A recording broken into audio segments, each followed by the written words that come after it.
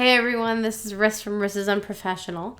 Thanks for tuning in again, and thanks for the large response last week from our first real live video. I did not expect that.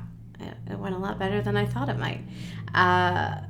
So this week, as you can tell, we're going to talk a little bit about the Gina Carano scandal from last month. That if it's old news by the way that news cycles go, and a little bit about the royal nonsense, the Harry and Meghan stuff, because I just think that's too much fun, and we want to have a little bit of fun on this channel.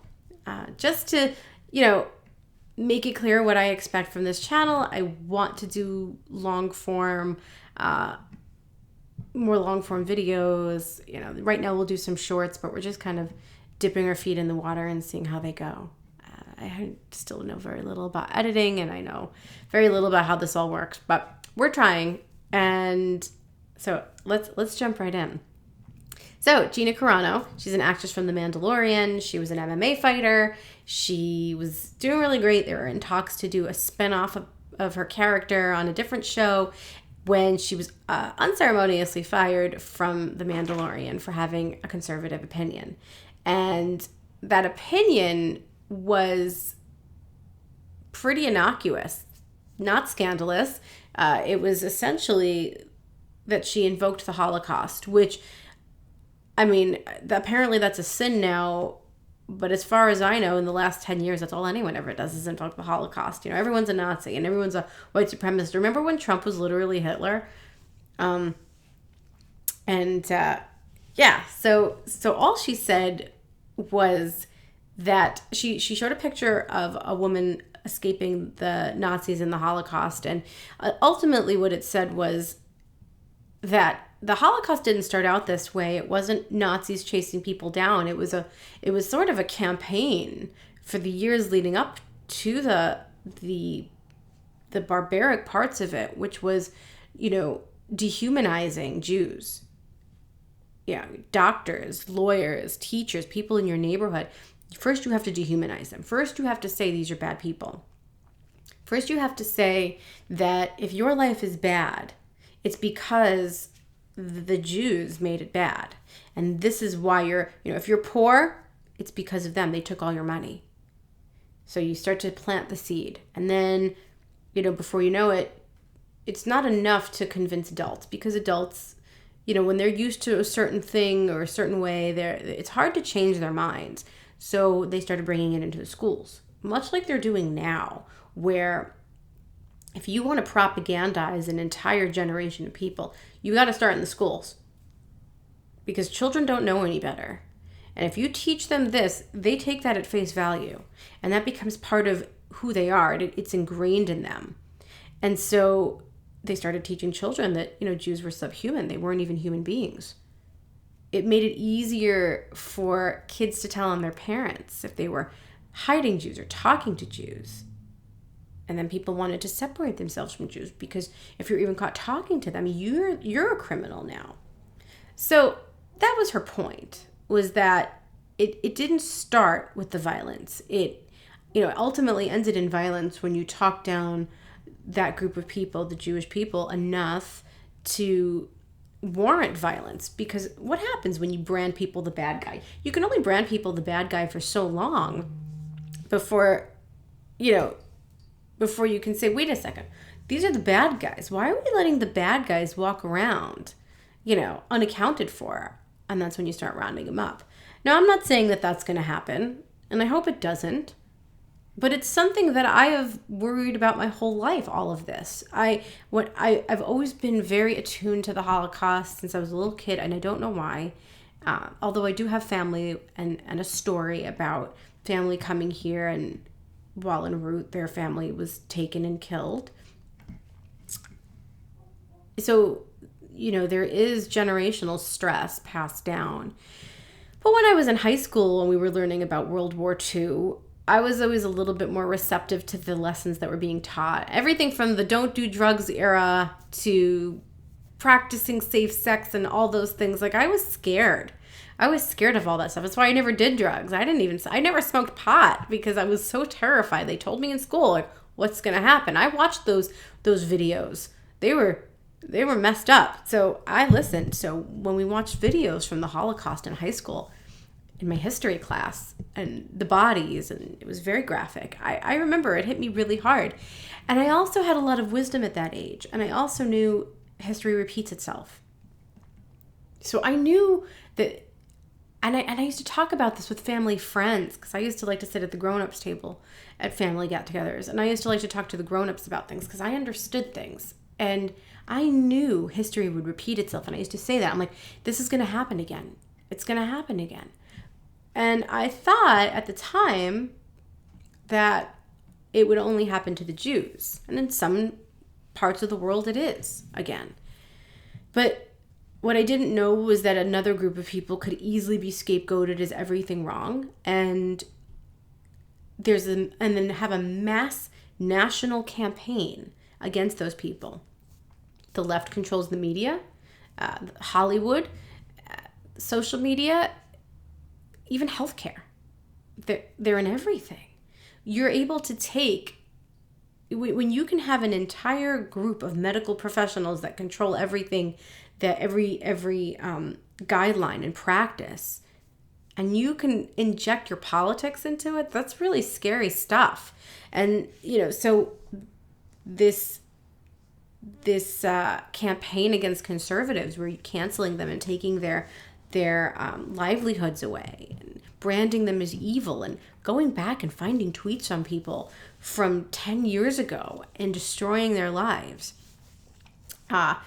I think I just heard the other day that there was it the drummer? Correct me if I'm wrong. I think it was the drummer from Mumford & Sons, which I've never really listened to them, but I think I may have listened to one of their songs. I don't know. He read a book by Andy Ngo on Antifa. The guys that cover their faces and violently beat the shit out of conservatives. Antifa. And he admitted to reading it, and he recommended the book. And not only did he have to put out a stupid apology for recommending a book, but he's taken a step back from the band like a Meshuggah. Like, don't ever apologize to the mob. Are you crazy? He apologized for reading a book that is actually, pretty good.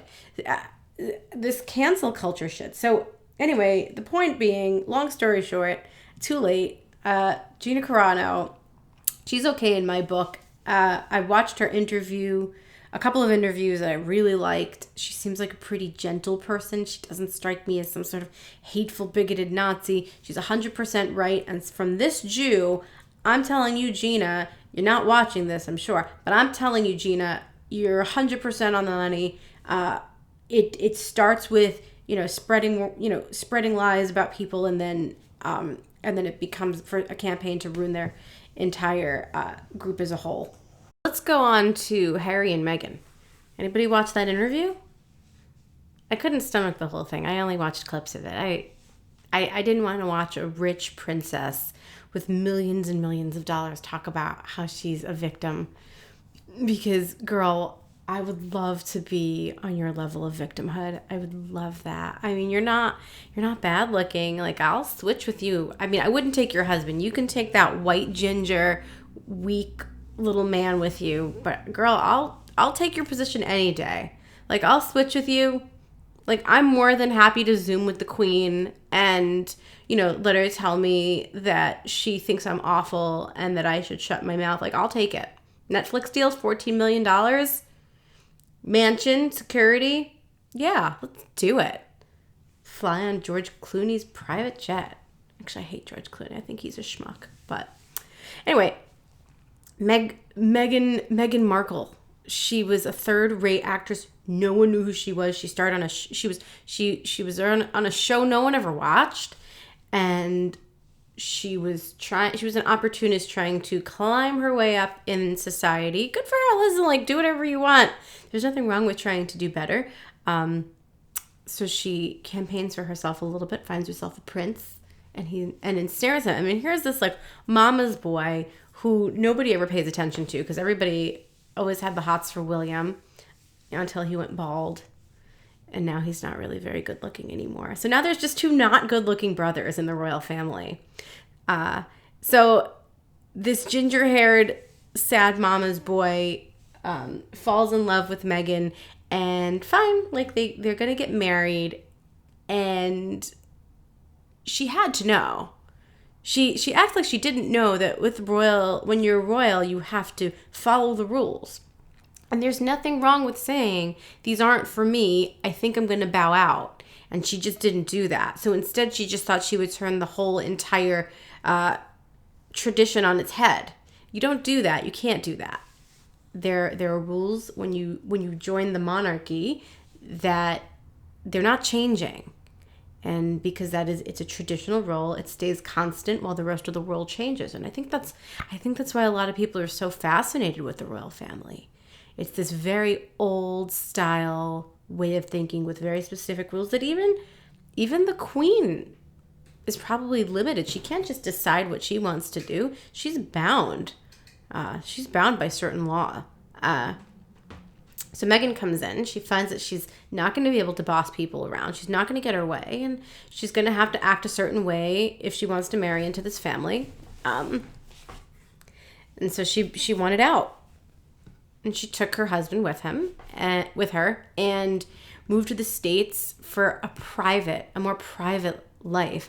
That is not a private life. They are not living a private life. They're giving interviews to anyone who will listen for millions of dollars. They signed a Netflix deal in the millions of dollars. They're constantly seeing how much more work. I mean, I think, if I'm not mistaken, she got her husband to lobby for her at some party to get her an acting role or a voiceover role or something. So, she's not about privacy. She's not.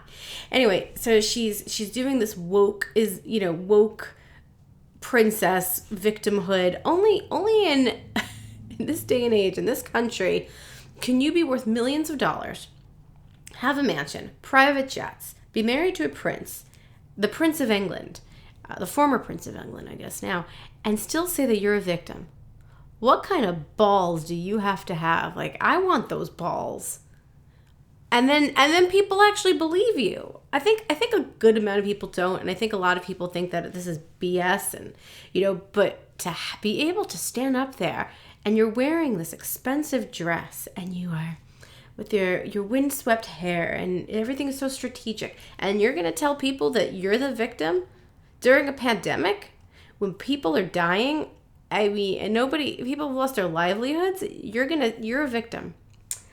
And we're just going to let this go. That's okay. She can do this. She can claim victimhood. It's totally fine. Because of the race card. Because she pulled the race card. And by the way, and she said that her little son endured racism.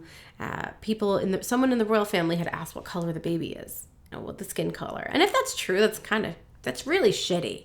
I hope that didn't happen.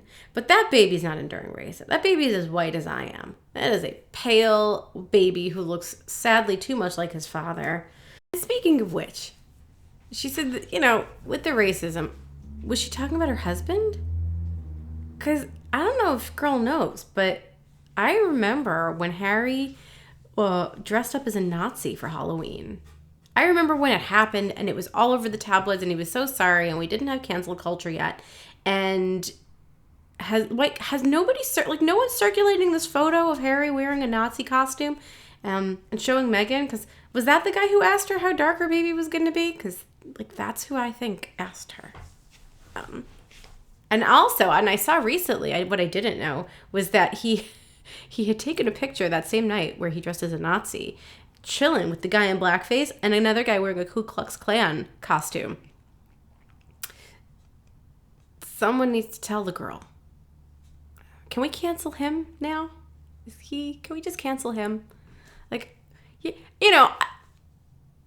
I know, you're not supposed to wish bad on people, and Schadenfreude is not, it's not a good human characteristic, but let's be honest, I think we're all just kind of waiting for those two to fall fantastically on their faces for their audacity, just for their sheer audacity. You want to be a gold digger, and you want to be an opportunist, and somebody wants to, go along for the ride and just give you all the money, and fine. But then if you, to take all the money, to take all the power, to take the fame, and then to turn around and say that somehow you've been wronged.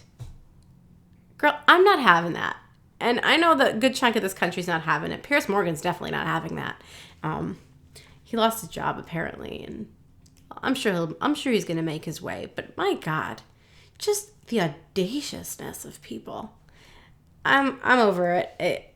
You can cancel people that are decent people for missteps that are not that big, that a couple years ago wouldn't have been a big deal, but people like that, they're trying to turn an entire royal traditional family on its head and trashing them, and this guy just sits there and lets his wife totally tear apart his family, and we're going to pretend they're the victims. Okay, let's go with that. Let's go with that. I'm not buying it. I think it's nuts, and I don't know. I can just think of worse situations to be in.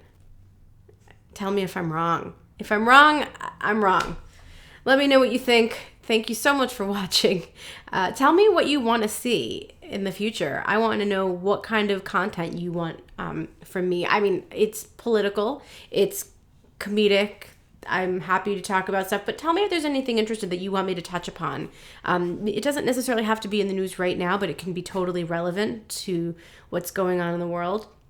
And if you want to join, please let me know. I would love to get people on here to join me and talk back and forth, because I do think that I tend to do a lot better when I'm going back and forth with people. And I want to definitely keep the show light. We will discuss topics that are difficult, but there has to be some light content here as well.